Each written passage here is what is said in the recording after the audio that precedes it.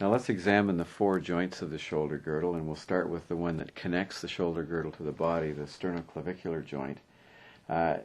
Disorders and injuries of this joint are rare, but it's important to be aware that there may be some deformity or tenderness, and rarely soft tissue or bone tumors may arise in that area.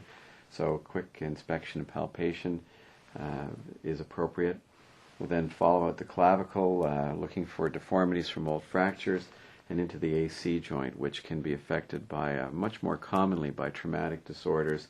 where you may get an AC separation with the clavicle riding high or posteriorly, and there may be tenderness to palpation and to stress from degenerative changes within the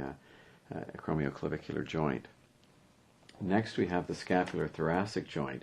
which is the joint between the scapula and the chest wall, and it's very important for shoulder function, for that smooth,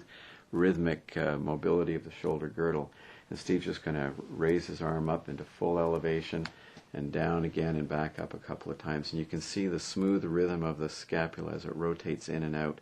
And we're looking here for evidence of winging that might signify a problem with the motors of the shoulder girdle, and specifically looking for the trapezius, which is innervated by the 11th nerve, the serratus anterior, innervated by the long thoracic nerve, the rhomboids and levator scapulae, which stabilize the posterior aspect of the scapula, and also function of the latissimus dorsi.